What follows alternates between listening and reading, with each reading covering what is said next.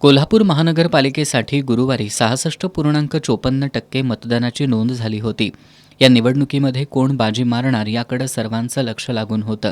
आज सकाळी 10 वाजल्यापासून शहरातील 4 केंद्रांवर मतमोजणीला प्रारंभ झाला. सुरुवातीपासूनच काँग्रेस आणि महायुतीमध्ये काटेकी टक्कर पाहायला मिळाली. महायुतीमध्ये 3 पक्ष असूनही एकट्या काँग्रेसनं सुरुवातीपासूनच जास्त जागांवर आघाडी घेतली होती. अंतिम चित्र स्पष्ट झाल्यानंतर महायुतीला 44 जागा मिळाल्या. एकट्या काँग्रेसनं 35 जागांवर विजय मिळवला, तर त्यांच्यासोबत असलेल्या ठाकरे गटानं एका जागेवर विजय मिळवल्यानं केवळ 6 जागांमुळे कोल्हापूरची महापालिका आमदार सतेज पाटील यांच्या हातातून निसटली. जनसुराज्याचा उमेदवार एका जागेवर विजयी झाला.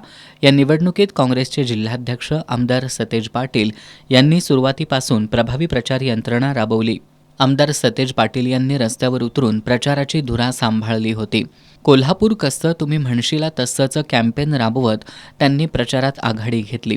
तर दुसरीकडे महायुतीनं मुख्यमंत्री उपमुख्यमंत्र्यांसह दिग्गज नेते प्रचारात उतरवले. तरीही आमदार सतेज पाटील यांनी शिवसेना, ठाकरे गट आणि इंडिया आघाडीतील पक्षांना सोबत घेत महायुतीला घाम फोडल्याचं या निकालावरून स्पष्ट झालंय. दिग्गज नेते प्रचारात उतरूनही आमदार सतेज पाटील यांनी काँग्रेससाठी मिळवलेलं हे यश नक्कीच काँग्रेसचा जनाधार वाढवणारं आहे.